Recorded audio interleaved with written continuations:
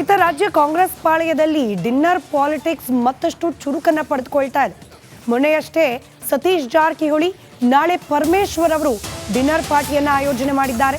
ನಾಳೆ ರಾತ್ರಿ ಖಾಸಗಿ ಹೋಟೆಲ್ನಲ್ಲಿ ಆಪ್ತರಿಗೆ ಡಿನ್ನರ್ ಪಾರ್ಟಿಯನ್ನ ಏರ್ಪಡಿಸಿದ್ದಾರೆ ಗೃಹ ಸಚಿವರಾದ ಡಾಕ್ಟರ್ ಜಿ ಪರಮೇಶ್ವರ್. ಸಚಿವರು ಹಾಗೆ ಶಾಸಕರಿಗೆ ಆಹ್ವಾನಿಸಿದ್ದಾರೆ. ವಿದೇಶ ಪ್ರವಾಸದಿಂದ ಡಿ.ಕೆ. ಶಿವಕುಮಾರ್ ಅವರು ವಾಪಸ್ಸಾದ ಬೆನ್ನಲ್ಲೇ ಪಾರ್ಟಿ ಆಯೋಜನೆ ಆಗಿರೋದು ಭಾರಿ ಕುತೂಹಲಕ್ಕೂ ಕಾರಣವಾಗ್ತಾ ಇದೆ. ಅದು ನಾಳೆ ಪಾರ್ಟಿ ಇಲ್ಲ, ಡಿನ್ನರ್ ಪಾರ್ಟಿ ಇಲ್ಲ. ನಾವು ಮುಂದಿನ ದಿನಗಳಲ್ಲಿ SC/ST ಸಮಾವೇಶ ಮಾಡಬೇಕು ಅಂತ ಉದ್ದೇಶ ಇಟ್ಕೊಂಡಿದ್ದೇವೆ. ಯಾಕೆ ಅಂದರೆ ನಾವು ಚುನಾವಣೆಗೆ ಮೊದಲು ಚಿತ್ರದುರ್ಗದಲ್ಲಿ SC/ST ಸಮಾವೇಶವನ್ನು ಆಯೋಜನೆ ಮಾಡಿದ್ದೆವು.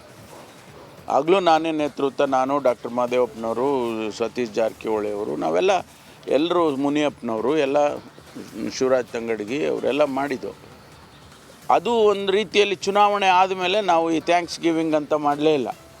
ಅಧಿಕಾರ ಬಂತು, ಅಧಿಕಾರ ಆದಮೇಲೆ ಎಲ್ಲ ನೀವು ಕೂತ್ಬಿಟ್ರೆ ಅಧಿಕಾರದಲ್ಲಿ ಅಂತ ಭಾಳ ದಿನದಿಂದ ಒಂದು ಆ ರೀತಿ ಮಾತುಗಳು ಬರ್ತಾಯಿತ್ತು. ಅದಕ್ಕೆ ನಾವು ಅಂದ್ಕೊಂಡು ಆಯ್ತಪ್ಪ, ಈಗ ಮಧ್ಯದಲ್ಲಿ ನಮಗೆ ಗ್ಯಾಪೇ ಸಿಗ್ತಾ ಇರಲಿಲ್ಲ. ಇಲ್ಲ ಸದನ ನಡೆಯೋದು, ಅಧಿವೇಶನ ಬರ್ತಾಯಿತ್ತು, ಅಥವಾ ಇಲ್ಲ ಯಾವುದೋ ಚುನಾವಣೆ ಬರ್ತಾಯಿತ್ತು, ಹೀಗೆಲ್ಲ ಆಗ್ತಿತ್ತು. ಅದಕ್ಕೆ ನಾವು ನಾಳೆ ಎಲ್ಲ MLAಗಳನ್ನ SC/ST ಸಮುದಾಯದ MLAಗಳು, XMLAಗಳು ಮತ್ತು ಅದಕ್ಕೆ ಸಂಬಂಧಪಟ್ಟಂಥ Pradesh Congress, it's going to be a party function.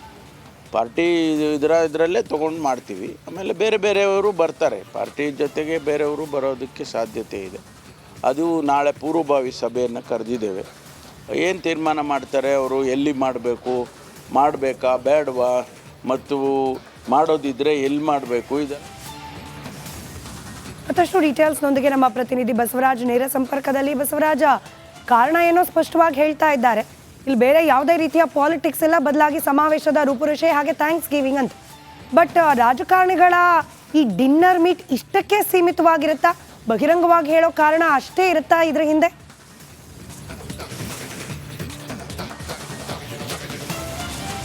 ಖಂಡಿತ ಸ್ಮಿತಾ, ಈಗ ನಡೀತಿರ್ತಕ್ಕಂಥ ಬೆಳವಣಿಗೆಗಳನ್ನು ನೋಡಿದರೆ ನಾಳೆಯ ಡಿನ್ನರ್ ಮೀಟಿಂಗ್ ಕೇವಲ ಸಮಾವೇಶಕ್ಕೆ ಮಾತ್ರ ಸೀಮಿತವಾಗಿರುತ್ತೆ ಅನ್ನೋಂಥದ್ದನ್ನು ಹೇಳೋಕ್ಕಾಗಲ್ಲ. ಯಾಕಂದರೆ ಸತೀಶ್ ಜಾರಕಿಹೊಳಿ ಅವರ ಮನೆಯಲ್ಲಿ ಡಿನ್ನರ್ ಮೀಟಿಂಗ್ ನಡೆದ ಬಳಿಕ ಸಾಕಷ್ಟು ಚರ್ಚೆಗಳನ್ನು ಹುಟ್ಟಿಹಾಕಿರ್ತಕ್ಕಂಥದ್ದು. ಯಾಕಂದರೆ ಕಳೆದ 3-4 ತಿಂಗಳಿಂದ ಈ ಡಿನ್ನರ್ ಮೀಟಿಂಗ್ಗಳು ಸ್ತಬ್ಧವಾಗಿದ್ವು ಹೈಕಮಾಂಡ್ ಎಂಟ್ರಿ ಬಳಿಕ. ಆದರೆ ಈಗ ಮತ್ತೆ ಅಧಿಕಾರ ಹಂಚಿಕೆ ವಿಚಾರವಾಗಿ ಡಿ.ಕೆ. ಶಿವಕುಮಾರ್ ಅವರು ಬಹಿರಂಗ ಹೇಳಿಕೆಯನ್ನು ಕೊಟ್ಟರು. ಡಿಸೆಂಬರ್ ತಿಂಗಳಲ್ಲಿ ಅವರು ಬೆಳಗಾವಿಯಲ್ಲಿ ಒಂದಷ್ಟು ಏಕಚಕ್ರಾಧಿಪತ್ಯ ಸಾಧಿಸಿದ್ರು ಅನ್ನುವಂಥ ಅಸಮಾಧಾನ ಸಹಜವಾಗಿ CM ಬಣದಲ್ಲಿ ಇದ್ದೇ ಇದೆ. ಅದಕ್ಕೆ ಕಡಿವಾಣ ಹಾಕಬೇಕನ್ನುವಂಥ ಲೆಕ್ಕಾಚಾರದಲ್ಲಿ ಸತೀಶ್ ಜಾರಕಿಹೊಳಿ ಅವರ ಮನೆಯಲ್ಲಿ ಡಿನ್ನರ್ ಪಾರ್ಟಿ ಆಗಿರ್ತಕ್ಕಂಥದ್ದು.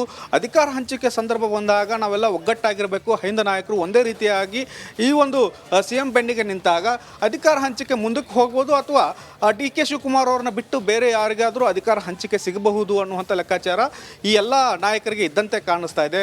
ಅದರ ಮುಂದುವರೆದ ಭಾಗವಾಗಿ ಒಂದಷ್ಟು ಅವರ ನಾಯಕರು ಅವರ ಸಮುದಾಯಗಳನ್ನು ಕೂಡ ಹಿಡಿದಿಟ್ಕೊಳ್ಬೇಕಾಗಿರ್ತಕ್ಕಂಥದ್ದು, ಶಾಸಕರನ್ನ ಹಿಡಿದಿಟ್ಕೊಳ್ಬೇಕಾದಂಥ ಅನಿವಾರ್ಯತೆ ಕೂಡ ಎದುರಾಗಿದೆ. ಆ ನಿಟ್ಟಿನಲ್ಲಿ ಈ ಬೆಳವಣಿಗೆಗಳು ಈ ಒಂದು ಸಮಾವೇಶದ ನೆಪದಲ್ಲಿ ಒಂದು ಡಿನ್ನರ್ ಪಾರ್ಟಿಗೆ ಸೇರ್ತಕ್ಕಂಥದ್ದು. ಯಾಕಂದರೆ ಕಳೆದ ವರ್ಷ ಆಗಿರ್ತಕ್ಕಂತಹ ಡಿನ್ನರ್ 2 ವರ್ಷದ ಹಿಂದೆ ಆಗಿರ್ತಕ್ಕಂತಹ ಸಮಾವೇಶಕ್ಕೆ ಇವತ್ತು ಅದಕ್ಕೆ ಔತಣಕೂಟ ಸೇರ್ತಾನೆ ಅಂದರೆ ಅರ್ಥ ಇರಲ್ಲ. ಅದರ ಹೊರತಾಗಿ ಕೂಡ ರಾಜಕೀಯ ಉದ್ದೇಶ ಅಂತೂ ಇದ್ದೇ ಇರ್ತವೆ. ಅದರಲ್ಲೂ ಪ್ರಮುಖವಾಗಿ ದಲಿತ ಸಮುದಾಯ ರಾಜ್ಯದಲ್ಲಿ ಪ್ರಮುಖವಾಗಿದೆ. ಅವರ ಶಾಸಕರು ಸಮುದಾಯದಲ್ಲಿ ಸಾಕಷ್ಟು ಜನ ಇದ್ದಾರೆ. ಅವರನ್ನು ಒಂದಷ್ಟು ಹಿಡಿದಿಟ್ಕೊಳ್ಳುವಂಥ ಪ್ರಯತ್ನವನ್ನು ಪರಮೇಶ್ವರ್ ಅವರು ಈ ಮೂಲಕ ಮಾಡ್ತಾ ಇದ್ದಾರೆ ಅನ್ನೋಂಥ ಅನುಮಾನಗಳು ಸದ್ಯಕ್ಕೆ ಕಾಡ್ತಾ ಇದ್ದಾವೆ. ಒಟ್ಟಾರೆಯಾಗಿ ಇದನ್ನು ಪಕ್ಷದ ಅಡಿಯಲ್ಲೇ ನಾವು ಮಾಡ್ತಾ ಇದ್ದೇವೆ ಅನ್ನೋಂಥ ಮಾಹಿತಿಯನ್ನು ಪರಮೇಶ್ವರ್ ಅವರು ಕೊಟ್ಟರು ಕೂಡ ರಾಜಕೀಯವಾಗಿ ಬೇರೆ ಬೇರೆ ಆಯಾಮಗಳನ್ನು ಈ ಒಂದು ಡಿನ್ನರ್ ಮೀಟಿಂಗ್ ಕೂಡ ಪಡೆದುಕೊಳ್ಳುತ್ತೆ. ಮತ್ತು ಮುಂದಿನ ದಿನಗಳಲ್ಲಿ ಇಂತಹ ಡಿನ್ನರ್ ಮೀಟಿಂಗ್ಗಳನ್ನು ಇನ್ನಷ್ಟು ಸಚಿವರು ಶಾಸಕರು ಆಯೋಜನೆ ಆಗಬಹುದು, ಅವರವರ ಸಮುದಾಯಕ್ಕೆ ಅನುಕೂಲ ಆಗುವ ರೀತಿಯಲ್ಲಿ ಮತ್ತು ಅವ್ರಿಗೂ ಕೂಡ ರಾಜಕೀಯವಾಗಿ ಅನುಕೂಲ ಆಗುವ ರೀತಿಯಲ್ಲಿ. ಒಟ್ಟಾರೆಯಾಗಿ ಸದ್ಯ ರಾಜ್ಯದಲ್ಲಿ ಮತ್ತು ಕಾಂಗ್ರೆಸ್ ಪಕ್ಷದಲ್ಲಿ ಅಧಿಕಾರ ಹಂಚಿಕೆ ಒಂದಷ್ಟು ಪ್ರಸ್ತಾವನೆ ಬಂದ ಬಳಿಕ ಈ ತರಹದ ಬೆಳವಣಿಗೆಗಳು ಒಗ್ಗಟ್ಟಾಗಬೇಕು, ಅಹಿಂದ ನಾಯಕರು CM ಬಣ ಅನ್ನುವಂಥ ಲೆಕ್ಕಾಚಾರದಲ್ಲಿ ಈ ಥರದ ಬೆಳವಣಿಗೆಗಳು ಆರಂಭ ಆಗಿರ್ತಕ್ಕಂಥದ್ದು. ಸ್ಮಿತಾ, ರೈಟ್, ಧನ್ಯವಾದ ಬಸವರಾಜ್ ಮಾಹಿತಿಗಾಗಿ.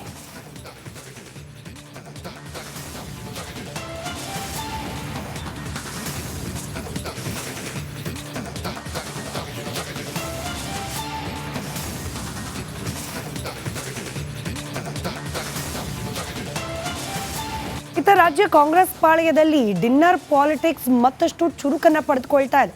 ಮೊನ್ನೆಯಷ್ಟೇ ಸತೀಶ್ ಜಾರಕಿಹೊಳಿ, ನಾಳೆ ಪರಮೇಶ್ವರ್ ಅವರು ಡಿನ್ನರ್ ಪಾರ್ಟಿಯನ್ನ ಆಯೋಜನೆ ಮಾಡಿದ್ದಾರೆ.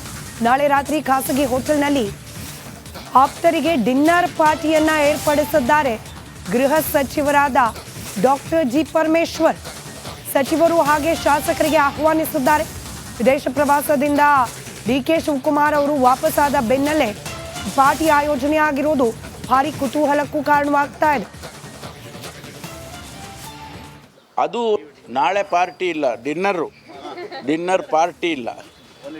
ನಾವು ಮುಂದಿನ ದಿನಗಳಲ್ಲಿ SC/ST ಸಮಾವೇಶ ಮಾಡಬೇಕು ಅಂತ ಉದ್ದೇಶ ಇಟ್ಕೊಂಡಿದ್ದೇವೆ. ಯಾಕೆ ಅಂದರೆ ನಾವು ಚುನಾವಣೆಗೆ ಮೊದಲು ಚಿತ್ರದುರ್ಗದಲ್ಲಿ SC/ST ಸಮಾವೇಶವನ್ನು ಆಯೋಜನೆ ಮಾಡಿದ್ದೆವು. ಆಗಲೂ ನಾನೇ ನೇತೃತ್ವ, ನಾನು, ಡಾಕ್ಟರ್ ಮಹದೇವಪ್ಪನವರು, ಸತೀಶ್ ಜಾರಕಿಹೊಳಿ ಅವರು, ಎಲ್ಲರೂ ಮುನಿಯಪ್ಪನವರು, ಎಲ್ಲ ಶಿವರಾಜ್ ತಂಗಡಗಿ ಅವರೆಲ್ಲ ಮಾಡಿದ್ದೆವು. ಅದು ಒಂದು ರೀತಿಯಲ್ಲಿ ಚುನಾವಣೆ ಆದಮೇಲೆ ನಾವು ಈ ಥ್ಯಾಂಕ್ಸ್ ಗಿವಿಂಗ್ ಅಂತ ಮಾಡಲೇ ಇಲ್ಲ.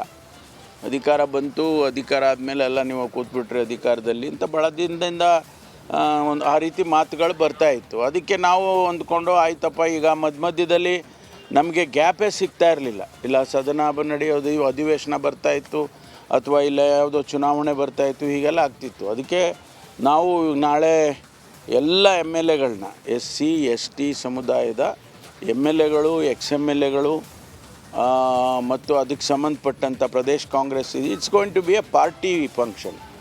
ಪಾರ್ಟಿ ಇದರಲ್ಲೇ ತೊಗೊಂಡು ಮಾಡ್ತೀವಿ. ಆಮೇಲೆ ಬೇರೆಯವರು ಬರ್ತಾರೆ, ಪಾರ್ಟಿ ಜೊತೆಗೆ ಬೇರೆಯವರು ಬರೋದಕ್ಕೆ ಸಾಧ್ಯತೆ ಇದೆ. ಅದು ನಾಳೆ ಪೂರ್ವಭಾವಿ ಸಭೆಯನ್ನು ಕರೆದಿದ್ದೇವೆ. ಏನು ತೀರ್ಮಾನ ಮಾಡ್ತಾರೆ ಅವರು, ಎಲ್ಲಿ ಮಾಡಬೇಕಾ ಬೇಡವಾ, ಮತ್ತು ಮಾಡೋದಿದ್ದರೆ ಎಲ್ಲಿ ಮಾಡಬೇಕು, ಇದು ಮತ್ತಷ್ಟು ಡೀಟೇಲ್ಸ್ನೊಂದಿಗೆ ನಮ್ಮ ಪ್ರತಿನಿಧಿ ಬಸವರಾಜ್ ನೇರ ಸಂಪರ್ಕದಲ್ಲಿ. ಬಸವರಾಜ, ಕಾರಣ ಏನೋ ಸ್ಪಷ್ಟವಾಗಿ ಹೇಳ್ತಾ ಇದ್ದಾರೆ, ಇಲ್ಲಿ ಬೇರೆ ಯಾವುದೇ ರೀತಿಯ ಪಾಲಿಟಿಕ್ಸ್ ಎಲ್ಲ, ಬದಲಾಗಿ ಸಮಾವೇಶದ ರೂಪುರೇಷೆ ಹಾಗೆ ಥ್ಯಾಂಕ್ಸ್ ಗಿವಿಂಗ್ ಅಂತ. ಬಟ್ ರಾಜಕಾರಣಿಗಳ ಈ ಡಿನ್ನರ್ ಮೀಟ್ ಇಷ್ಟಕ್ಕೆ ಸೀಮಿತವಾಗಿರುತ್ತಾ?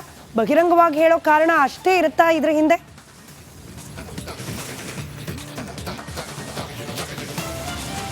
ಖಂಡಿತ ಸ್ಮಿತಾ, ಈಗ ನಡೀತಿರ್ತಕ್ಕಂಥ ಬೆಳವಣಿಗೆಗಳನ್ನು ನೋಡಿದರೆ ನಾಳೆಯ ಡಿನ್ನರ್ ಮೀಟಿಂಗ್ ಕೇವಲ ಸಮಾವೇಶಕ್ಕೆ ಮಾತ್ರ ಸೀಮಿತವಾಗಿರುತ್ತೆ ಅನ್ನೋಂಥದ್ದನ್ನು ಹೇಳೋಕ್ಕಾಗಲ್ಲ. ಯಾಕಂದರೆ ಸತೀಶ್ ಜಾರಕಿಹೊಳಿ ಅವರ ಮನೆಯಲ್ಲಿ ಡಿನ್ನರ್ ಮೀಟಿಂಗ್ ನಡೆದ ಬಳಿಕ ಸಾಕಷ್ಟು ಚರ್ಚೆಗಳನ್ನು ಹುಟ್ಟಿಹಾಕಿರ್ತಕ್ಕಂಥದ್ದು. ಯಾಕಂದರೆ ಕಳೆದ 3-4 ತಿಂಗಳಿಂದ ಈ ಡಿನ್ನರ್ ಮೀಟಿಂಗ್ಗಳು ಸ್ತಬ್ಧವಾಗಿದ್ವು ಹೈಕಮಾಂಡ್ ಎಂಟ್ರಿ ಬಳಿಕ.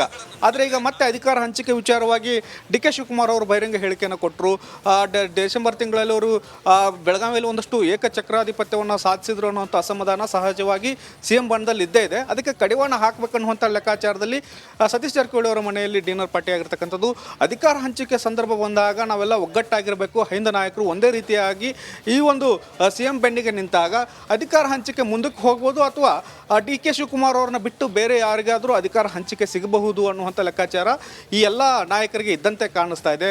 ಅದರ ಮುಂದುವರೆದ ಭಾಗವಾಗಿ ಒಂದಷ್ಟು ಅವರ ನಾಯಕರು ಅವರ ಸಮುದಾಯಗಳನ್ನು ಕೂಡ ಹಿಡಿದಿಟ್ಕೊಳ್ಬೇಕಾಗಿರ್ತಕ್ಕಂಥದ್ದು, ಶಾಸಕರನ್ನ ಹಿಡಿದಿಟ್ಕೊಳ್ಬೇಕಾದಂಥ ಅನಿವಾರ್ಯತೆ ಕೂಡ ಎದುರಾಗಿದೆ. ಆ ನಿಟ್ಟಿನಲ್ಲಿ ಈ ಬೆಳವಣಿಗೆಗಳು ಈ ಒಂದು ಸಮಾವೇಶದ ನೆಪದಲ್ಲಿ ಒಂದು ಡಿನ್ನರ್ ಪಾರ್ಟಿಗೆ ಸೇರ್ತಕ್ಕಂಥದ್ದು. ಯಾಕಂದರೆ ಕಳೆದ ವರ್ಷ ಆಗಿರ್ತಕ್ಕಂತಹ ಡಿನ್ನರ್ 2 ವರ್ಷದ ಹಿಂದೆ ಆಗಿರ್ತಕ್ಕಂತಹ ಸಮಾವೇಶಕ್ಕೆ ಇವತ್ತು ಅದಕ್ಕೆ ಔತಣಕೂಟ ಸೇರ್ತಾನೆ ಅಂದರೆ ಅರ್ಥ ಇರಲ್ಲ. ಅದರ ಹೊರತಾಗಿ ಕೂಡ ರಾಜಕೀಯ ಉದ್ದೇಶ ಅಂತೂ ಇದ್ದೇ ಇರ್ತವೆ. ಅದರಲ್ಲೂ ಪ್ರಮುಖವಾಗಿ ದಲಿತ ಸಮುದಾಯ ರಾಜ್ಯದಲ್ಲಿ ಪ್ರಮುಖವಾಗಿದೆ. ಅವರ ಶಾಸಕರು ಸಮುದಾಯದಲ್ಲಿ ಸಾಕಷ್ಟು ಜನ ಇದ್ದಾರೆ. ಅವರನ್ನು ಒಂದಷ್ಟು ಹಿಡಿದಿಟ್ಕೊಳ್ಳುವಂಥ ಪ್ರಯತ್ನವನ್ನು ಪರಮೇಶ್ವರ್ ಅವರು ಈ ಮೂಲಕ ಮಾಡ್ತಾ ಇದ್ದಾರೆ ಅನ್ನೋಂಥ ಅನುಮಾನಗಳು ಸದ್ಯಕ್ಕೆ ಕಾಡ್ತಾ ಇದ್ದಾವೆ. ಒಟ್ಟಾರೆಯಾಗಿ ಇದನ್ನು ಪಕ್ಷದ ಅಡಿಯಲ್ಲೇ ನಾವು ಮಾಡ್ತಾ ಇದ್ದೇವೆ ಅನ್ನೋಂಥ ಮಾಹಿತಿಯನ್ನು ಪರಮೇಶ್ವರ್ ಅವರು ಕೊಟ್ಟರು ಕೂಡ ರಾಜಕೀಯವಾಗಿ ಬೇರೆ ಬೇರೆ ಆಯಾಮಗಳನ್ನು ಈ ಒಂದು ಡಿನ್ನರ್ ಮೀಟಿಂಗ್ ಕೂಡ ಪಡೆದುಕೊಳ್ಳುತ್ತೆ. ಮತ್ತು ಮುಂದಿನ ದಿನಗಳಲ್ಲಿ ಇಂತಹ ಡಿನ್ನರ್ ಮೀಟಿಂಗ್ಗಳನ್ನು ಇನ್ನಷ್ಟು ಸಚಿವರು ಶಾಸಕರು ಆಯೋಜನೆ ಆಗಬಹುದು, ಅವರವರ ಸಮುದಾಯಕ್ಕೆ ಅನುಕೂಲ ಆಗುವ ರೀತಿಯಲ್ಲಿ ಮತ್ತು ಅವ್ರಿಗೂ ಕೂಡ ರಾಜಕೀಯವಾಗಿ ಅನುಕೂಲ ಆಗುವ ರೀತಿಯಲ್ಲಿ. ಒಟ್ಟಾರೆಯಾಗಿ ಸದ್ಯ ರಾಜ್ಯದಲ್ಲಿ ಮತ್ತು ಕಾಂಗ್ರೆಸ್ ಪಕ್ಷದಲ್ಲಿ ಅಧಿಕಾರ ಹಂಚಿಕೆ ಒಂದಷ್ಟು ಪ್ರಸ್ತಾವನೆ ಬಂದ ಬಳಿಕ ಈ ತರಹದ ಬೆಳವಣಿಗೆಗಳು ಒಗ್ಗಟ್ಟಾಗಬೇಕು, ಅಹಿಂದ ನಾಯಕರು CM ಬಣ ಅನ್ನುವಂಥ ಲೆಕ್ಕಾಚಾರದಲ್ಲಿ ಈ ಥರದ ಬೆಳವಣಿಗೆಗಳು ಆರಂಭ ಆಗಿರ್ತಕ್ಕಂಥದ್ದು. ಸ್ಮಿತಾ. ರೈಟ್, ಧನ್ಯವಾದ ಬಸವರಾಜ್ ಮಾಹಿತಿಗಾಗಿ.